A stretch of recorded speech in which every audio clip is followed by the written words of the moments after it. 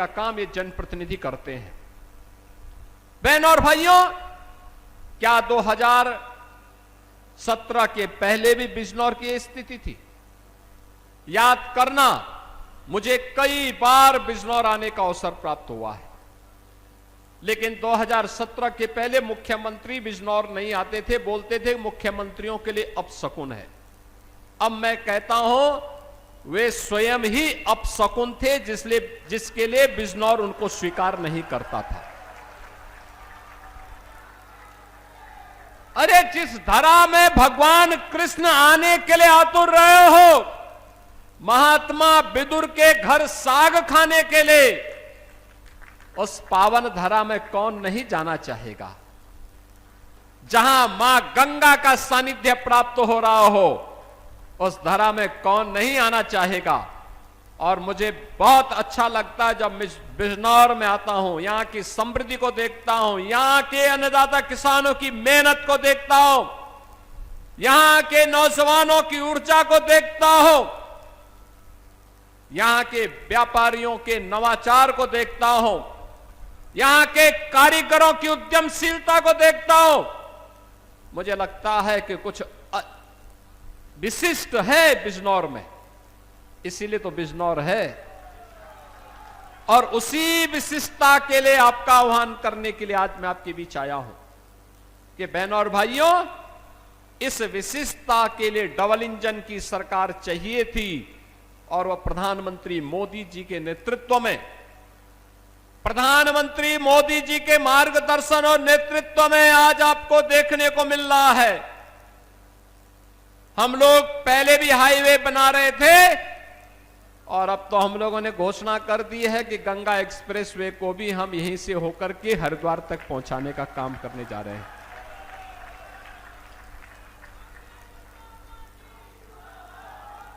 अब medical college भी है, तो बिजनौर में नर्सिंग कॉलेज का भी अब आधारशिला रख करके इस काम को तेजी के साथ आगे बढ़ा दिया गया है।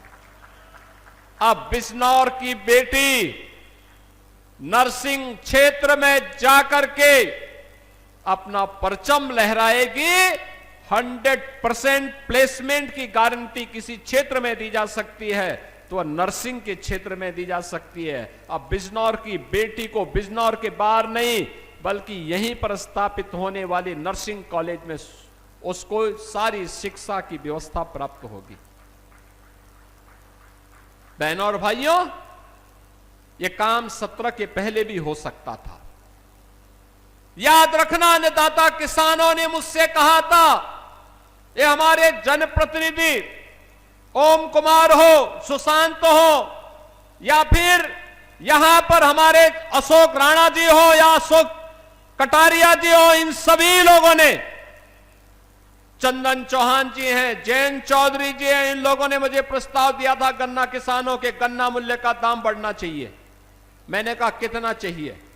इन्होंने कहा 400 तक हो जाता तो बहुत अच्छा रहता। हमने कहा चिंता मत करिए, हम 400 ही कर देंगे। बहनों और भाइयों, याद करिए 2017 के पहले 10-10 वर्षों तक गन्ना मूल्य का भुगतान नहीं होता था। कोई नई वैरायटी नहीं दी जाती थी। किसान परेशान था, नौजवान पलायन कर रहा था, व्यापारी भय के साये में जी रहा था। भय किस कदर था? 2016 में देश की सबसे बड़ी इन्वेस्टिगेशन एजेंसी एनआईए के डिप्टी एसपी और उनकी पत्नी का भी यहां पर गोली मार करके यहां के गुर्गे और माफियाओं ने गोली मार करके हत्या कर दी थी। ये अराजकता थी बिजनौर में। सामान्य नागरिकों की क्या हाल रहे होंगे। और आज मुझे अच्छा लगता है, आज मुझे अच्छा लगता है कि हमने जो संकल्प लिया था अपराध मुक्त, अपराधियों से मुक्त उत्तर प्रदेश, आज वह बिजनौर भी माफिया और अपराध से मुक्त होकर के विकास के पथ पर तेजी के साथ अग्रसर हो रहा है। बहनों और भाइयों, जिन लोगों को दंगायुक्त, गुंडायुक्त, अपराध और माफिया से युक्त बिजनौर चाहिए था, ये वे बांटने वाले लोग हैं जिन्हें जिन्ना पसंद है। हमें जिन्ना नहीं, हमें गन्ना पसंद है, इसलिए गन्ना किसानों के गन्ना मूल्य का दाम भी बढ़ाया है, अपराध मुक्त भी किया है, कर्फ्यू मुक्त भी किया है, दंगा मुक्त भी किया है। और उसी दंगा मुक्त उत्तर प्रदेश की इस परिकल्पना का परिणाम है। पिछली सरकारें क्या करती थी? वे कहती थी कि अपराध और अपराधियों पे नियंत्रण नहीं हो सकता, उपद्रव को वे नियंत्रित नहीं कर सकते थे, तो इसलिए वे कावड़ यात्रा पे रोक लगा देते थे, जन्माष्टमी के आयोजन पे रोक लगाते थे, श्री रामनवमी की शोभा यात्रा पे रोक लगाते थे, दुर्गा पूजा के पंडालों को रोक लगाते थे। लेकिन अब अपराध और अपराधियों पर नियंत्रण है, कर्फ्यू मुक्त, माफिया मुक्त और दंगा मुक्त उत्तर प्रदेश है, तो धूम धड़ाके के साथ अब कावड़ यात्रा निकल रही है। अब कोई रोक नहीं है, श्री कृष्ण जन्माष्टमी पे कोई रोक नहीं है, रामनवमी की शोभा यात्रा पे रोक नहीं है, दुर्गा पूजा पंडालों पे कोई रोक नहीं है। धूम धड़ाके के साथ ये सभी कार्यक्रम हो रहे हैं। अब बेटी और व्यापारी की सुरक्षा में कोई सेंध नहीं लगा सकता और हमारा अन्नदाता किसान अपने खेत में जाने से अब डरता नहीं है। यह वह तस्वीर है जो आज के नए दौर में हम सबको देखने को मिल रहा है। कोई सोचता था बिजनौर में इतना विकास होगा और बिजनौर इस तेजी के साथ विकास के पथ पर अग्रसर होगा, लेकिन आज ये साकार हुआ है। उसको साकार रूप देने में हम सफल हुए हैं, इसलिए क्योंकि आपने यहां पर उस योग्य जनप्रतिनिधि चुन करके भेजे हैं। आपने भेजे हैं, चंदन चौहान जी को आपने सांसद बनाया, आपने यहां से श्रीमती सुची चौधरी जी को विधायक बनाया, आपने कुंवर सुशांत सिंह को विधायक बनाया, आपने श्री अशोक राणा जी को विधायक बनाया, आपने श्री ओम कुमार को विधायक बनाया।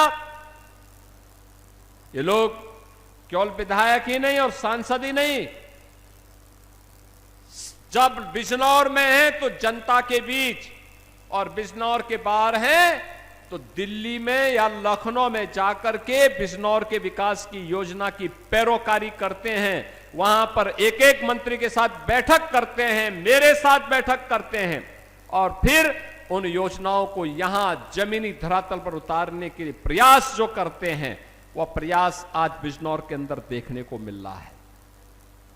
बहनों और भाइयों, महात्मा विदुर की उन स्मृतियों को लेकर के